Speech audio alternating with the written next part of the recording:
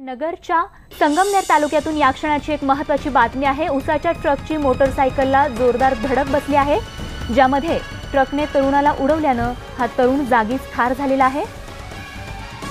नगरच्या संगमनेर तालुक्यातली ही घटना असून संतप्त झालेल्या मांडवे गावकऱ्यांनी हा ट्रक या ठिकाणी पेटवून दिलाय। तर शरद मच्छिंद्र डोलनरचा या अपघातात मृत्यू झालाय, ज्याला उसाच्या ट्रकने जोरदार धडक दिली।